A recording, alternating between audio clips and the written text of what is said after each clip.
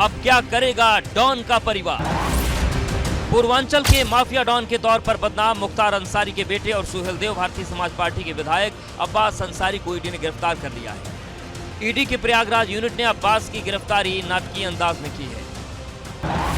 और एक अहम जानकारी ये देना चाहते हैं कि ईडी के सूत्रों से हमें मिली हुई है कि अब्बास अंसारी की गिरफ्तारी हो चुकी है और ईडी की टीम सुबह 10 बजे के करीब यहां से लेकर के लखनऊ की कोर्ट के लिए रवाना होगी। और हमें जो जानकारी मिली है उसके मुताबिक प्रयागराज के बजाय लखनऊ की कोर्ट में अब्बास अंसारी की पेशी कराई जाएगी। और लखनऊ में जो PMLA कोर्ट है, यानी prevention of money laundering act की जो कोर्ट है, स्पेशल कोर्ट होती है, वहां पर अब्बास अंसारी को पेश किया जाएगा। तो सुबह 10 से 11 बजे के बीच जो ईडी की टीम है वो सुरक्षा के कड़े इंतजामों के बीच अब्बास अंसारी को यहां से लेकर लखनऊ के लिए रवाना होगी। लखनऊ की कोर्ट में अब्बास अंसारी की पेशी की जाएगी और वहां कोर्ट का जिस तरीके का आदेश होगा उस तरीके से कार्रवाई की जाएगी।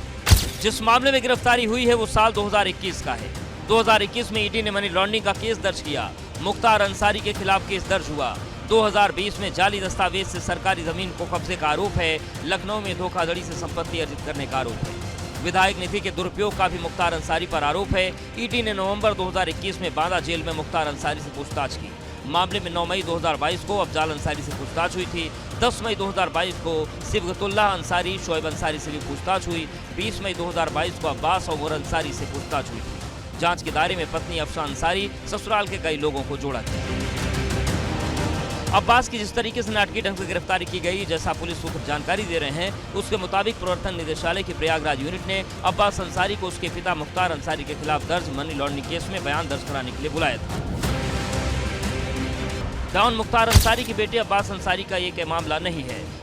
अब्बास पर आचार संहिता उल्लंघन का आरोप है, अफसरों को धमकाने का आरोप है। Arms act, prevention of money laundering act case 25 अगस्त को MPMLA कोर्ट ने भगोड़ा घोषित किया था। 21 अक्टूबर को अब्बास ने MPMLA कोर्ट में सरेंडर किया। न्यायिक हिरासत में जाने के कुछ घंटों के बाद जमानत हुई।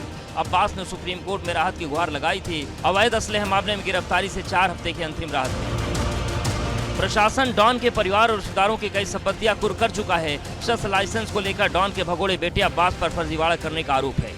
ईडी ने कुछ दिन पहले ही विधायक अब्बास अंसारी और उनकी मां अफशा अंसारी के खिलाफ लुकआउट नोटिस जारी किया था। प्रयागराज में पूछताछ के दौरान अब्बास अंसारी के वकील मोहम्मद फारूक व शमसुल इस्लाम ईडी दफ्तर के बाहर डटे रहे। हालांकि इन दोनों ही वकीलों को दफ्तर में आने की इजाजत नहीं दी गई।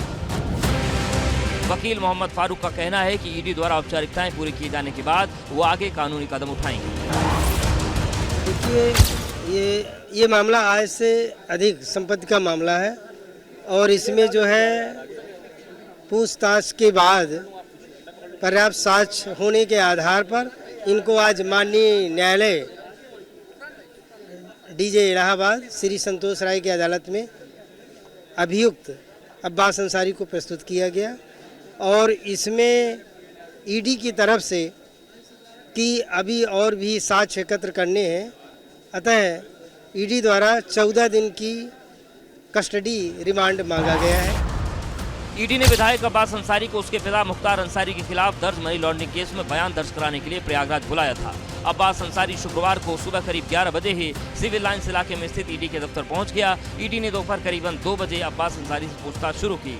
रात 8 बजे के बाद बड़ी संख्या में पुलिस ईडी दफ्तर पहुंची। ईडी की टीम ने रात ठीक 11 बजे अब्बास अंसारी को लेकर अपने दफ्तर से नीचे उतरी। ईडी ने अब्बास अंसारी को अपनी गाड़ी में बिठाया। ईडी की 2 गाड़ियों के साथ पुलिस की तकरीबन आधा दर्जन गाड़ियां भी थी।